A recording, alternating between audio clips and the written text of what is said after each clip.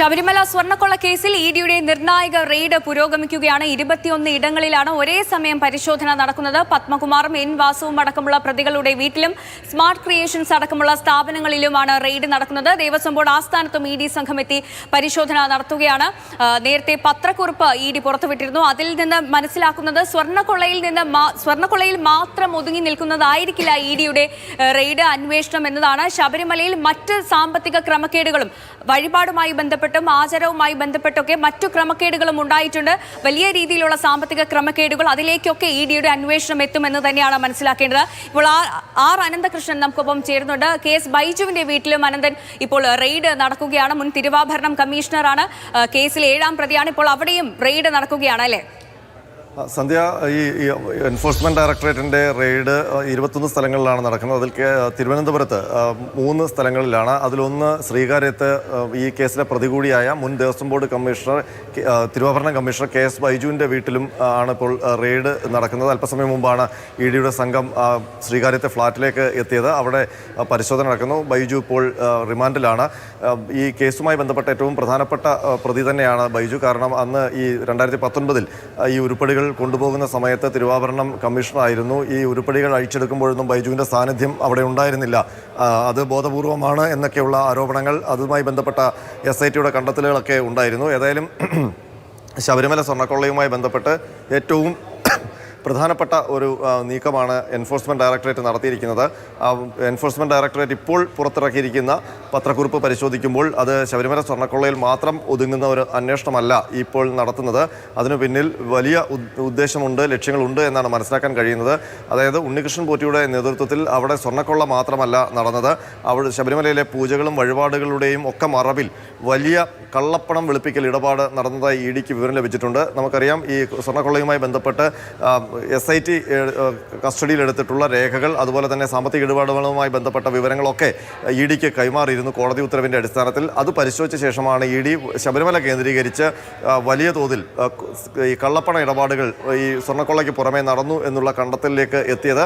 അതിൻ്റെ അടിസ്ഥാനത്തിൽ കൂടിയാണ് ഇപ്പോൾ റെയ്ഡ് നടക്കുന്നത്. അതിൽ ദേവസ്വം ബോർഡ് ഉദ്യോഗസ്ഥർ, സ്വകാര്യ വ്യക്തികൾ, അതിനൊപ്പം തന്നെ ജുവലറി ഉടമകൾ, അങ്ങനെ വിവിധ മേഖലകളിലാണ്. അതിൽ ആ പത്രക്കുറിപ്പിൽ തന്നെ ഇഡി പറയുന്നത് കർണാടകയിലും ചെന്നൈയിലുമായിട്ടാണ് ഈ സ്വർണം എടുത്തുകൊണ്ടുപോയ സ്വർണത്തിൻ്റെ സ്വർണം വേർതിരിക്കൽ ഇടപാടൊക്കെ നടന്നതായിട്ടാണ് സംശയിക്കുന്നത്. അപ്പോൾ അതുകൊണ്ടാണ് കർണാടകയിലും കേരളത്തിലും ചെന്നൈയിലും വിപുലമായ പരിശോധന കൂടി നടക്കുന്നത് എന്നുള്ളതാണ്. ഏതായാലും ശബരിമലയിൽ ഉണ്ണികൃഷ്ണൻ പോറ്റിയുടെ നേതൃത്വത്തിൽ പുറത്തു നിന്നുള്ള ബിസിനസ്സുകാരെയൊക്കെ ഉൾപ്പെടുത്തിക്കൊണ്ടുള്ള ഒരു സംഘം അവിടെ വഴിപാടുകളുടെയും പൂജകളുടെയും ഒക്കെ മറവിൽ വലിയ തോതിൽ കള്ളപ്പണം വെളുപ്പിക്കൽ ഇടപാട് നടത്തി എന്നുള്ളതാണ്. ഏതായാലും അത് സംബന്ധിച്ച് പ്രാഥമികമായ വിവരങ്ങളുടെ അടിസ്ഥാനത്തിലാണ് ഈ പരിശോധന.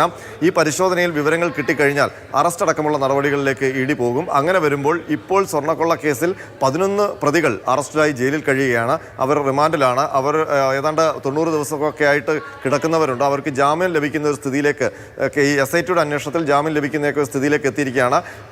അതിൽ ഇഡി അറസ്റ്റ് രേഖപ്പെടുത്തി കഴിഞ്ഞാൽ അവർക്ക് സമീപകാലത്തൊന്നും ജയിലിൽ നിന്ന് പുറത്തിറങ്ങാൻ കഴിയാത്ത അവസ്ഥയിലേക്ക് കാര്യങ്ങളെത്തും.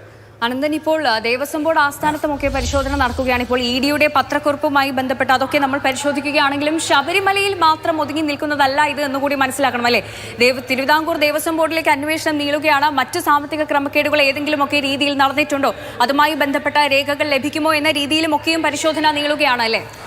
തീർച്ചയായിട്ടും സന്ധ്യ, ഈ ശബരിമല സ്വർണ്ണക്കൊള്ള കേസിൽ നമുക്കറിയാം, ദ്വാരപാലക പാളികളിൽ 2025 ഒരു ചെറിയ കൃത്രിമം, അല്ലെങ്കിൽ അത് പറയാതെ എടുത്തുകൊണ്ടുപോയി എന്നുള്ള ഒരു വിവരത്തിൻ്റെ അടിസ്ഥാനത്തിൽ നടത്തിയ അന്വേഷണമാണ്. ആദ്യം ഒരു മഞ്ഞുമലയുടെ അറ്റം മാത്രമായിരുന്നു. അത് അന്വേഷിച്ച് പോകുമ്പോൾ വലിയ ക്രമക്കേടുകളും കൊള്ളയും നമുക്ക് ഒരിക്കലും സങ്കല്പിക്കാൻ പറ്റാത്ത രീതിയിലുള്ള ഇടപാടുകളുമാണ് ശബരിമലയിൽ നടന്നതെന്നാണ് പിന്നീട് SITയുടെയും ദേവസ്വം വിജിലൻസിൻ്റെയും ഒക്കെ അന്വേഷണത്തിൽ മനസ്സിലായത്. ഇപ്പോൾ ഇഡി കൂടി വരുമ്പോൾ ഇഡി നടത്തിയ പ്രാഥമിക പരിശോധന തന്നെ ഒരു കാര്യം വ്യക്തമാണ്. ശബരിമലയിൽ സ്വർണ്ണക്കൊള്ള മാത്രമല്ല നടന്നിരിക്കുന്നത്, അവിടെ പൂജയുടെയും വഴിപാടിൻ്റെയും പേരിൽ വ്യാപകമായ കള്ളപ്പണം വെളുപ്പിക്കൽ ഇടപാട് കൂടി നടന്നിരിക്കുന്നു എന്നുള്ളതാണ്. അപ്പോൾ ദേവസ്വം ആസ്ഥാനത്ത് ED ഉദ്യോഗസ്ഥർ പരിശോധന നടത്തുമ്പോൾ അതിൻ്റെ വ്യാപ്തി കൂടും എന്നുള്ള കാര്യം ഉറപ്പാണ്. കാരണം ശബരിമലയിൽ മാത്രമല്ല, ഈ മറ്റ് ക്ഷേത്രങ്ങളിലും പ്രധാനപ്പെട്ട ദേവസ്വം ബോർഡിൻ്റെ തിരുവിതാംകൂർ ദേവസ്വം ബോർഡിൻ്റെ കീഴിലുള്ള മറ്റ് ക്ഷേത്രങ്ങളിലും ഇത്തരം ഇടപാടുകൾ നടന്നിട്ടുണ്ടോ എന്നുള്ള കാര്യം ED പരിശോധിക്കുകയും ചെയ്യും. കാരണം ഈ സ്മാർട്ട് ക്രിയേഷൻസും ഉണ്ണികൃഷ്ണൻ പോറ്റിയും ഒക്കെ ശബരിമലയിൽ മാത്രമല്ല, മറ്റ് ചില ക്ഷേത്രങ്ങൾ, തിരുവല്ല ക്ഷേത്രം പോലെയുള്ള, ശ്രീവല്ലഭ ക്ഷേത്രം പോലെയുള്ള സ്ഥലങ്ങളിലുമൊക്കെ ചില ഈ സ്വർണ്ണം പൂശൽ പരിപാടികളൊക്കെ നടത്തിയിട്ടുണ്ട്. അപ്പോൾ അതുമായി ബന്ധപ്പെട്ട ഇടപാടുകൾ, മറ്റ് ക്ഷേത്രങ്ങളിൽ നടത്തിയ വലിയ പൂജകളുടെ ഇടപാടുകളൊക്കെ അന്വേഷിക്കും. അതിനൊപ്പം തന്നെ ഉണ്ണികൃഷ്ണൻ പോറ്റി ശബരിമലയിലേക്കും ദേവസ്വം ബോർഡിൻ്റെ മറ്റ് ക്ഷേത്രങ്ങളിലേക്കും ഒക്കെ അയാൾ വഴി എത്തിയിരിക്കുന്ന ബിസിനസ്സുകാർ, അവരെ കേന്ദ്രീകരിച്ച് അവരെന്തിനാണ് വന്നത്, അവരെന്തിനാണ് ഇത്രയും വലിയ പൂജകൾ നടത്താൻ ഉരുമ്പിട്ടിറങ്ങിയത് എന്നൊക്കെയുള്ള കാര്യങ്ങൾ